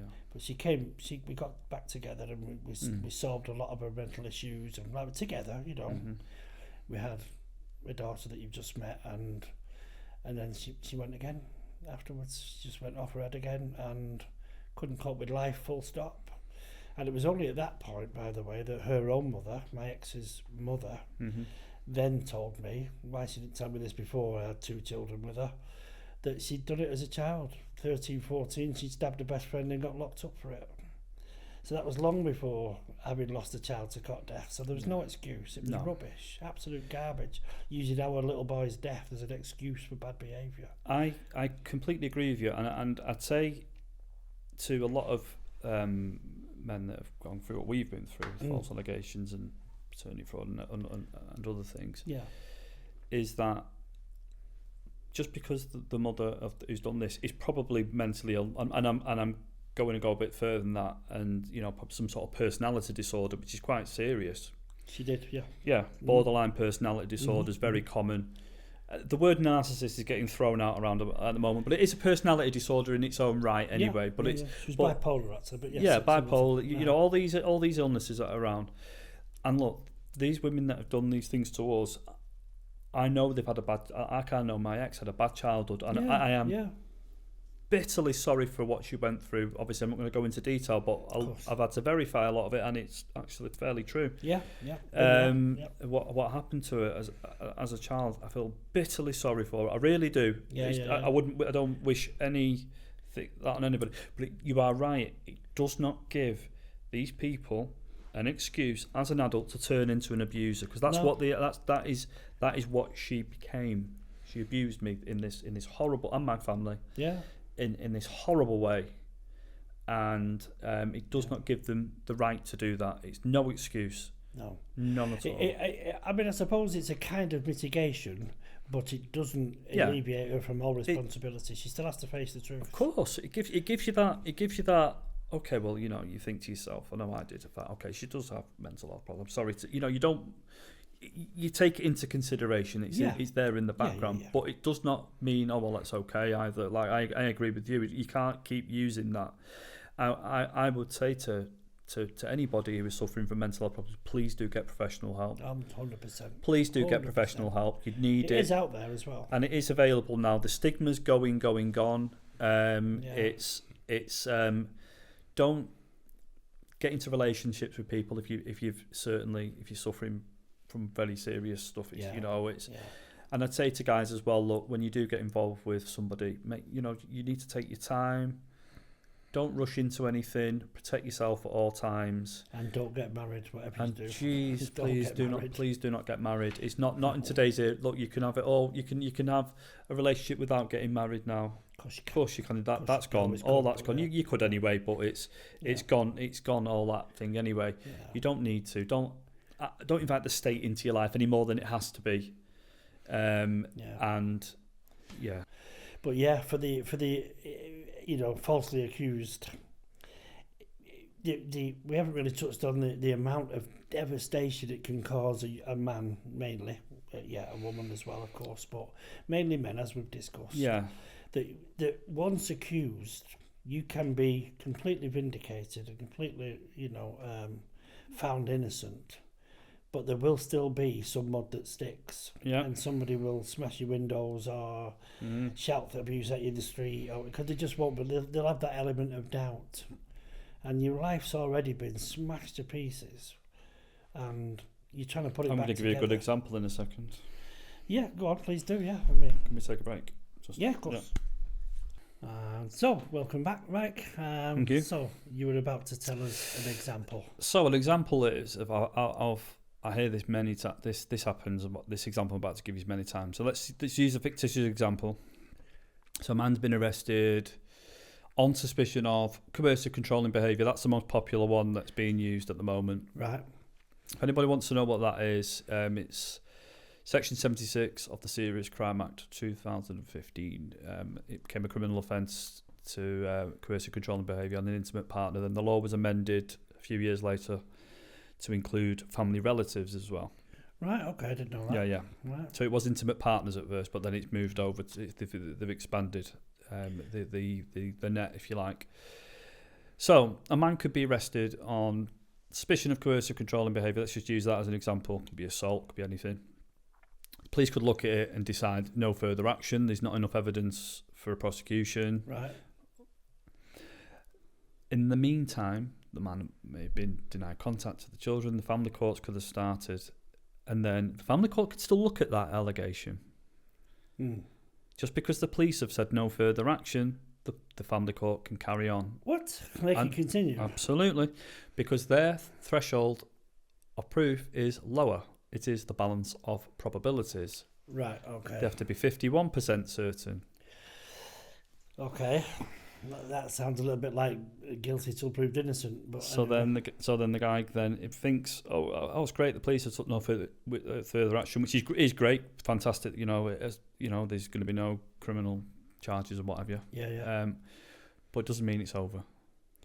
Right. So you've been accused. You've had it thrown out or not guilty or whatever. The police, or even a jury could have said, not guilty. Yeah, but the family court can still look at the allegation. And what about friends, family, neighbours, local hoodlums, all of that? I assume, a bit of the mud sticks, as we were saying earlier. Oh yeah. So your windows could go in, your car gets smashed. Yeah, and a common one is men. Lose all the friends. Right, don't want to be associated. So the social circle can, if they've just believed her allegation, not even, and a lot of the time not even spoke to the man for his side of the story, or they've just run with whatever the woman said, and then he's lost his friends, highly isolated. A lot of guys that I speak to completely alone, cut off, and that's what falsely accused tries to at least. Some address is that, okay, we have got a support group, you can come to the meetings. Yeah. And I say to guys that have been that are going through this, do not isolate yourself. Right. Please do not. If you have hobbies, whatever they are, keep doing them. Walking, fishing, football, go and watch the greatest football team in the world, Manchester City. I totally agree with that as well. Keep doing it. You know, don't just sit there. Please, and I know why people isolate, and I did for a short while, but don't, if you can, please keep your life as normal. If you can, if you're mentally well enough, carry on working if you can, because some guys do, unfortunately, because they're so traumatised and upset, and it's affected them very deeply mentally. They do stop working. Some do. Do some ever have self-doubts? Do they start to reanalyse things and think, was I a bit? I've had that person say that in some of the meetings. Maybe, and I said, no. You know, it did what that person accused you of. Did that happen? No, right then you're innocent. Yeah. I mean, weirdly, you just mentioned Man City. They're about to be falsely accused, proven innocent, aren't they? This is what we hope. 115 charges. Yeah, let's get them all thrown out. Let's get. Things can happen to them. Yeah. Yeah. So I mean, as you say, but the collateral damage on the man's life is huge, and there is evidence out there that men are killing themselves because of this. There is some well-known cases, but there's other ones where, unfortunately, there is men taking their own life. And again, I say to anybody, please, if you're watching this and you're going through it and you've not rung me yet, please do call me. Yeah. So other implications of the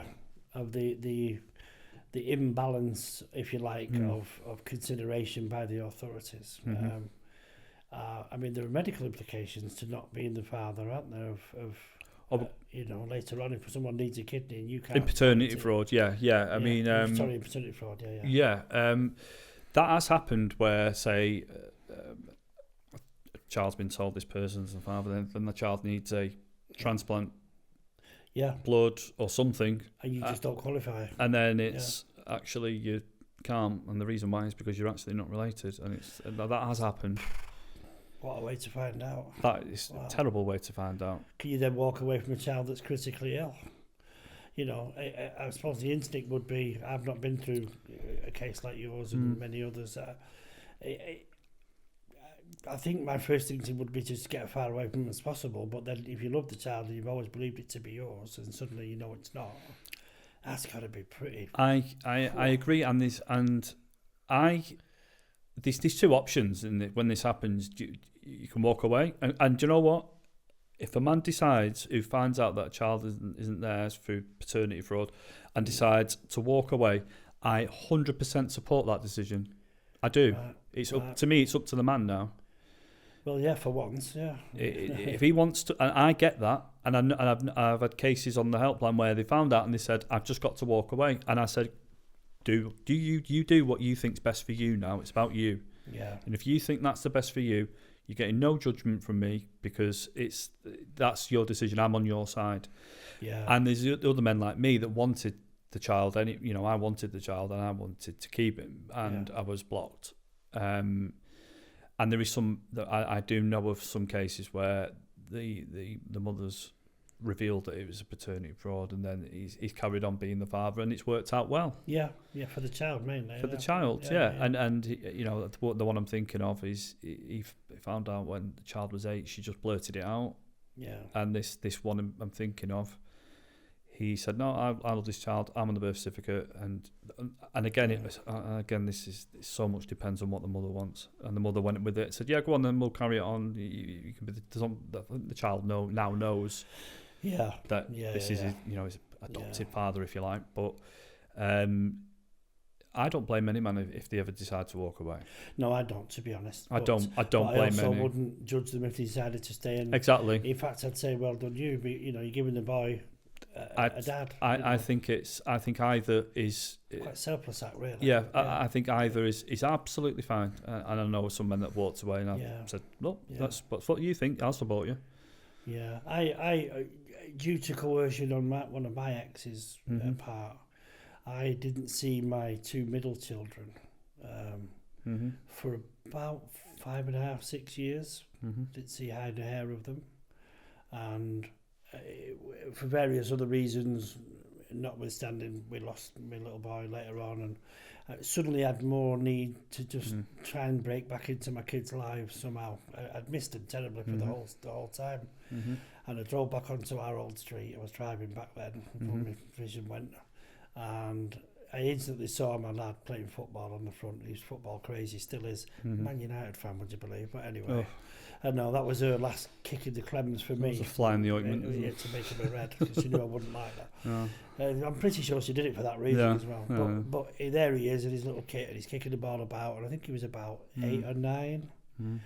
And I opened up the door and I called his name, and he immediately looked at me, and he was looking at me like, who the heck are you? I've not seen him since he was 3. And I went up and I told him who I was, and he went, no, my dad's dead. She told him I died. And I'm like, no, honestly. And I was instantly crazy. I went in and I said to her, have you told him that? She said, I told them both that. My son and my daughter, that I was dead. I think that's pretty bloody evil, actually.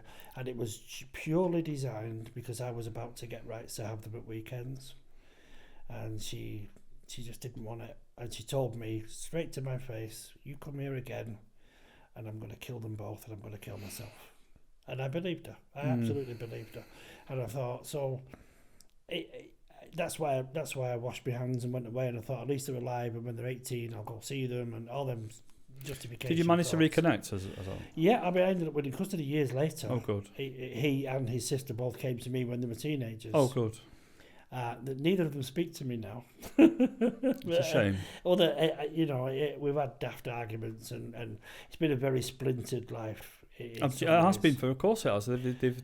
Their life's been a roller coaster. Like they're both doing really well for themselves. Good. My lad especially. Good. I miss him terribly, actually, but it's been 2 years now since we spoke. I hope you reconnect. Well, do you know what? We probably will. I still love them to bits, my kids, I do. But my lad and I were very, very close. And it's become splintered. And I don't believe I did my best for him. I did what I thought was the best at the time. But actually, I could have done a lot better. I was young and stupid, and I didn't really know what I was doing, to be honest with you. Not that that's an excuse, but and that got through out in an argument a couple of years ago that you didn't defend me like you should have done. And I kind of did, but not as much as I could have. And I accept that. I own that. I think he was right. I was wrong. I should have done more. And he's got a lovely family. He's got his own home. He works. He's got 2 gorgeous boys. His missus is amazing. I once said to her, and I mean this to this day, if I had to sit down and write out a perfect woman for my son, it would be you. And, the characteristics, she's amazing. I nearly said her name then, I won't do. No. But she's an amazing lady. She really is. And I'm happy for him that he's got a great little family unit and his own beautiful little home. I'm happy with that. And if I've brought him up to be a man enough to take a stance and say, well, I'm drawing the line there and I'm not speaking to him, that's fine. It's fine. It hurts, but it's fine. And I'm sure we'll reconnect one day. I hope you will. I hope you do. Strong, of course. Really is. Of course. And these things happen in families, don't they? Of course they do. Yeah. It's going to happen. We've literally, just before that happened, we lost my mother. Which he was very close to. All my kids loved my mum to bits. And then I got cancer. And then I got very ill, and there was a very highly charged situation, and I think we said things we didn't mean, I think, both of us. But I'm sure one day... In emotion. Yeah, listen, one day I'm old enough and daft enough now and ugly enough to know that it'll sort itself out. Good. I hope it does. I hope it does. I think it will. But he's a great lad. And the older girl, the same. I've still got a love for her. Good. All of that, it'll come round. She's got 4 children. Good. So I've got plenty of grandkids knocking about. Yeah, they're never... Yeah, so it's a bit of a Walton situation. There's plenty of us, But again, going back to the falsely accused bit is a bit that really interests me the most, because I know the damage it can cause, as we've discussed, and how easy it is to just say it. Yeah. And I think is it the case? You'll know obviously much better than I that. I think sometimes a woman may say it, and we're talking about that particular instance as a woman to a man, out of desperation, and then feel like she can't retract it because she might get in trouble. 100%. Yeah. I typically go something like this. When in a relationship, the woman mentally checks out of that relationship, and even up to a year before it actually ends. This, Anything up to a year before it ends. Yeah. And in that, so what she's doing is she's then, she's made that decision, but then she has to get something planned for the next move for her. So she'll more pragmatic. She'll take her time. She may start seeing another man on the sly. And then, but also, a man will notice changes in her behaviour. Her phone's upside down, and she might be going out and disappear, and also little things like that. But also, what she will do is typically is that she will start to emotionally abuse or verbally abuse her partner, in the hope that he'll just leave. Oh, really? I've had enough. Subconsciously pushing him away. Just trying to push him away. Right. Sex stops, all that stuff. Right. And a lot of men, if they put a lot of investment in, they could own the house. They could have 2 kids. They're just thinking, I don't want to leave. I've got a lot, So a lot of men don't pick up on this. Yeah. And then either she's been cheating and she's been caught is very common, like I said. But also, I think in certain cases, she's just had enough of the relationship. Yeah. And she wants this man out quickly as possible. So in her head, she's left it a year ago. She's just so it's not just a overnight thing. So he's surplus to requirements as far as he's gone. Concerned. It's over. She might have met another man. She just wants him out. Yeah. So she thinks, what's the quickest way to get rid of him? Now it's been a year. She's thinking, oh my God. I know. Tell the police. He's hit me. He's gone. Yeah. That's it. That's it. Over, now once she's told the lie, she can't take it back. Right. For fear of reprisals. Yeah. You can't do that, legal or otherwise. Yeah. So I think that's why a lot of them don't. These criminal cases anyway don't get anywhere because they're false and they're blatantly false, and it's just because she just wants them out. But once she's done that, she's done it. Yeah, it's a bit like trying to put the genie back in the bottle, isn't it? She can't do it. She can't say, "Oh, by the way, Mr. Officer, I just made that up." That's just the reality is I was cheating on my husband. I just wanted him out of the house now. Yeah, she can't say that, can she? So she's got to. Well, because the authorities in all levels are so willing to just come in and do it. Oh yeah. With a simple So the police word. are used as a break-up service. Yeah. Take your essentials and come back for the rest later. And off you go. And then these guys have lost everything. Homes, access to the kids, and everything. And like we mentioned earlier about breaking up, the best way to break up. I would love it if there was a way we could help these people actually break up without going down the false allegations route. Yeah. Well, surely the answer to that lies in the equality of it all. But again, using the example of females, are they more likely to falsely accuse if equality was absolute? Because they're not going to get that preferential treatment that they're clearly enjoying now and have done since I remember. So if it is genuinely equal then, and they've got every bit of much chance of losing the children as he has, well, that's are they more likely to accuse you've just hit the nail on the head there. It's like there's no risk to a woman who makes a false allegation of domestic abuse because she can just say what she wants, providing it depends what type of allegation. It depends which one it is as well. Yeah. If it's a he said she said allegation. Yeah. So where it's just one person's word against another, there's no repercussions for it because nobody can prove it either way anyway, even though it's false. Right.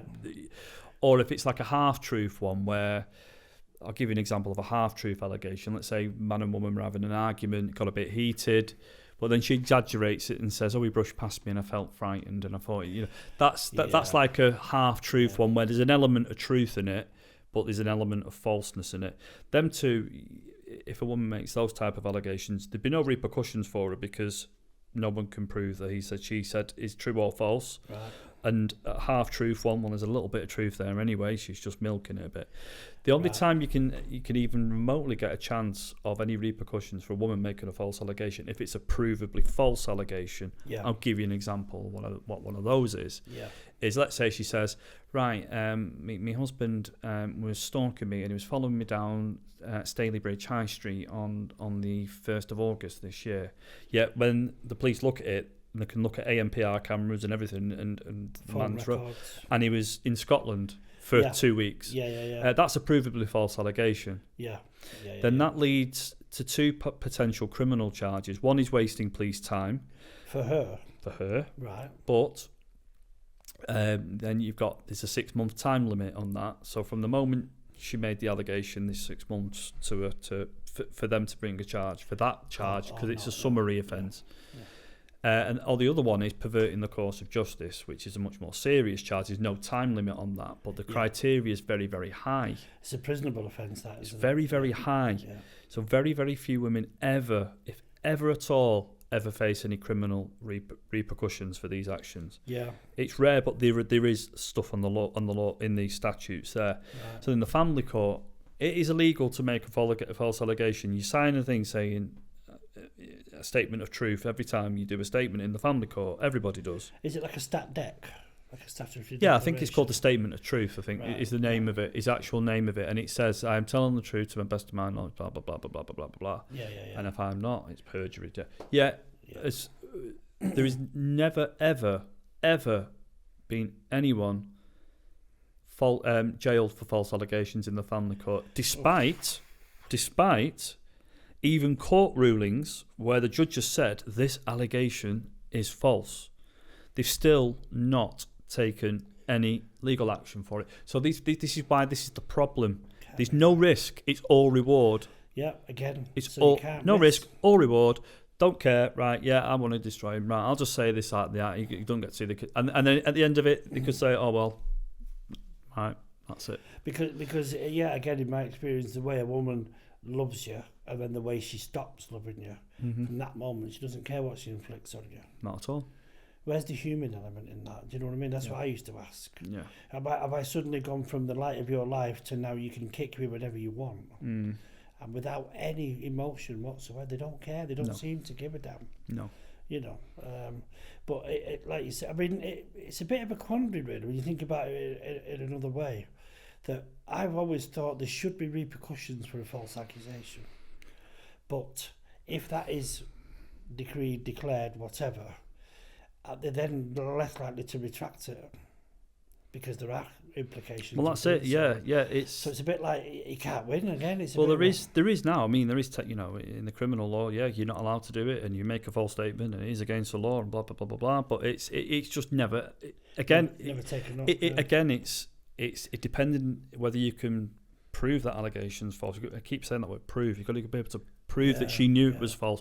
So he said, she said, you know she's lying. She knows she's lying, but there's nobody independently can verify that. If this is she's not going to retract it, especially if there are implications to doing so. So it's just the ones where they slip up, where they go, they stretch it a bit too much, and there's a bit too much where you can prove it was true or not. They're the ones.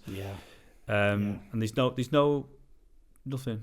Gets very murky, that, doesn't it? Very rare. There is some cases. Ryan Kerrison, who was a gentleman in Hull, his ex made false allegations about him, and he managed to prove they were false. And the CPS over in East Yorkshire were very reluctant to charge her, but they did in the end. His ex did a jail sentence because he ended up in prison for a few months. Yeah, right. He did manage to get a successful prosecution against her, but it's rare. It really is rare. And same with paternity fraud as well. It is against the law. See, how can false accusations be so prevalent, so many of them out there, and yet so few repercussions for retraction of statement? How can that be in and of itself, that's, again, I'm more equal than you. No risk, yeah. We're all equal, but some are more equal than... this is it. There's no risk. There's no risk for him. That's why, somebody that minded, that vindictiveness about them could do that. She can just do that. Yeah. Well, very soon coming up, I think in the next couple of weeks, I've got a working detective coming on the podcast, who is also a family liaison officer, or was. She's dealt with a lot of this kind of stuff, and I know I can without fear of contradiction, I can say she absolutely believes that there should be implications for it, as she absolutely believes it. I think this is something we need to really consider, is that now these false allegations are so prevalent. So when somebody is telling the truth, everybody knows somebody who knows somebody who knows somebody who's been in the family court or been this, and we're at the point now where we should be believing people. We don't want people to lie about this. This is the problem. Yeah, I mean, you can't be forced to be believed. Now we're all like, no, but in an ideal world, nobody would suffer domestic abuse. Yeah, of course. Nobody. That's what we all want. In an ideal one, we don't want it. Nobody does. That's a utopia right there, isn't it? But then, in a sort of up there after that. We'd like it where if people were abused, they could come out and safely tell us what's happening, but people wouldn't lie about it. Yeah. We don't want people lying about it. Yeah. That's the problem. The thing is, you can't be automatically believed either. Oh yeah, I agree. But at least give it some due consideration. Of course. At least look at the facts. Yeah, we can't go down an automatic believe everybody, which is what they're doing now anyway. Yeah. Exactly. The other we want yeah. Okay, yeah, you've made these, like, we're going to investigate it, let's get to the truth. And police officers and social services and CAFCAS should be set there, and judges in family courts. Yeah. Not about proving what she's saying should be right. Let's get to the truth. Let's inquisitively look at everything. Yeah. Give it due consideration. Come in with an open mind. Come in with no agendas. It's that right. She's saying this. Is it true or not? This is what she says. This is what he says, and let's figure it out. Yeah, he says, she not says, yeah. Not all this just automatically believe them. If you automatically believe one side or the other, whichever one that is Where we're at. Well, yeah. So, I mean, and in the interest of fair play and level playing fields here, men, I'll use that term, that do abuse and do hit and do SA and rape and all the rest of it, they're actually equally responsible, I think, for the level of accusations, that because they make it more believable, because men are like that, is the belief, isn't it? And these guys that do that stuff need to be absolutely jailed and locked away, and and everything they get coming to them, they absolutely deserve. They shouldn't be around children if they're like that, in my opinion. But what they do is add validity to a lie. Don't they really? They make it harder for all of us. Same as I've always believed, men that wash the hands of the children when they are their children, and they go to court, and because they fancy it for a while, I want to see my little lad or my girl or whatever for a while, and then fail to turn up week after week after week. They're making it hard for those of us that want our children. Exactly. And they're just as bad, aren't they? Exactly. I hate these guys. I'm very harsh on. I'm very harsh on men like that. I do not like men that abandon the children. No, I don't. There is certain times where I can imagine when they might have to, if they are being badly abused by the partner and the mother. And the mother's that dangerous. I get it. Why some men have had to go. I can't do this. Go. I get that. But generally speaking, in the absence of anything as serious as that, which I've got no time for men that abandon children. No, I haven't. I've got no time for men that want to get out of paying the child maintenance. Yeah, exactly. And listen, the CMS, there's a lot of problems with it, and I know there's a lot of things going on there, but generally speaking, look, you have a child, you're going to pay. But it's because of them that those of us that do want our children and do want to do the right thing and don't want to be abusers, they're making it harder for us. Absolutely. I say I'm past it all now. My kids are grown up, as I keep saying, but I've been right in the thick of it. Yeah. And the general consensus being from CMS and police and many other authorities is that the chances are he's done this. That's what just because he's the owner of a penis, Yeah, he's a man. Women don't. This is what they think. The women don't lie. He's a man. Oh, he's got to be. She wouldn't say it. Yeah, and this is, we've got to get past all this, and we've got to go in with an open mind with these things. And I do now with all this. I go in with a very open mind. Yeah. I want to get to the truth. Yeah. Not make up an automatic decision about. Well, I'm calling it out that in family court there should be parent A and parent B, and just draw them out of a hat before you start. Simple as that. Because to see which one's which, who's A and who's B, doesn't automatically be that A is male and B is female. Yeah. Switch them around every single case, and then everything has to be judged on its merit. Then it has to be, doesn't it? Otherwise, there can't be a bias then. Oh, there's a huge bias. We're not imagining it, are we? The family court is huge. It really is. If you sat there, you think, oh yeah, no, it is. It really is. I'm sure you've done a lot more than me, but because of what I went through and some friends, I've spoke to literally tens of thousands of guys about this, and women. We have a lot of women around in the studio and actresses, as I say, and they all think what you're doing is amazing. It really, and honestly, you should be so proud. I'm very proud of what I've achieved, and it's only going to get better. There's loads of stuff going on in the background, certainly on the legal assistance side of stuff, where we've got so crucial. We've got we found a criminal law solicitors who specialise in this area, defence, who are we're referring people to. So if a guy's been, if he's been charged, or if he's maybe going to be charged with something, that we actually now know where. Firm of solicitors, this is their area. This is what they do. They're very passionate about it as well. And I'm building this network up constantly. I'm looking for. I'm always on the lookout for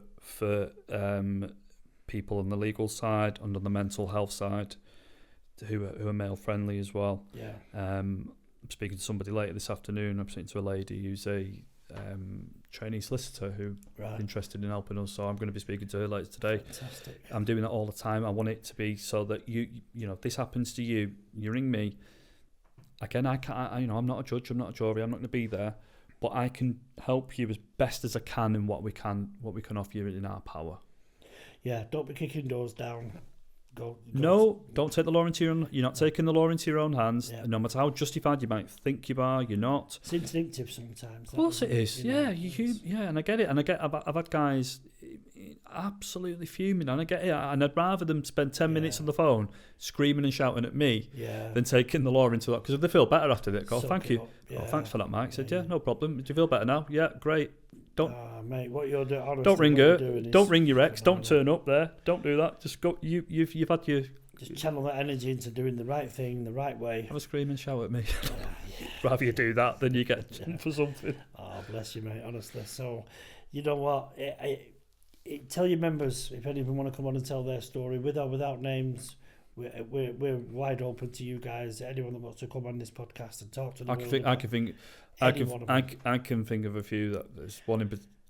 I'd like to do like one a week of your guys to call our girls. Come on here, grandmothers, grandfathers, whatever.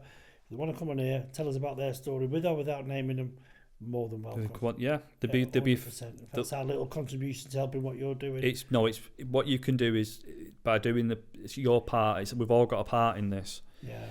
And we've all got this podcast is brilliant, because there's somebody out there that's going to listen to this and get some help. Hopefully. Yeah. But we've all got our part to play in this, and this is wonderful. Thank you very much for having me on. And just to be very clear, this is not misogyny. Absolutely not. Not in any way, shape or form. Level play, but some people do think so. No, it's not. It's said to me many times. My issue is clearly just with the very small minority of women that behave like this, and it's a small minority. It's not all women at all. This is not. Well, the fathers that don't do the right thing are spoiling it for those of us that want to. And I'll call them out. And the same for the women as well. I'll call them out. Falsely accused. I've got no time for men that abuse anybody. Yeah. I've got no time for men that abandon children. I've got no time for men that don't want to pay the way for the children. I've got no time for them. With you, 100%. It's the same for the women that falsely accuse. And it's the same for them. Spoiling it for those women that don't. Exactly. So. Exactly. Equality is the ideal, the utopia. And let's all just do our little tiny bit to help you and help everybody out there. Yep. On the falseaccusednetwork.co.uk. Look it up. It's amazing. This guy is absolutely amazing what he's doing. And I'm hoping, going forward, if he comes on again, I'm going to end up being proud to call you a friend, because I hope you do, honestly. And it's... I mean, and I don't get it. I've met them all, believe me, so-called stars, and you're my new hero, trust me. Thank you, it means a lot to me. Thank you very much for what you do. So, are we okay to leave it there? Is there anything else you want to say before we go? I'd just say to anybody that, if you have been falsely accused, whether you're a man or a woman, and or anybody affected by paternity fraud as well. Again, it doesn't have to be like me, I was the wrong party. You could have been the wrong grandmother, or anyone connected. I don't care. If you've been touched by paternity fraud and you're affected in any way, shape or form, do contact me as well. I can get you, obviously you get to speak to me. I've got a support group, and also can get you access to lawyers, whether it's a solicitor or a paralegal, it depends on where your income is. We can get you help. Yeah. So you're not just going to be sat there wondering what to do and whatever else. We will get you help. Absolutely brilliant, and thank you. Okay. And you'll find the www.falseaccusednetwork.co.uk along the bottom here. Look it up. Thanks again, Mike. You're very welcome. Thank you for having me. Cheers.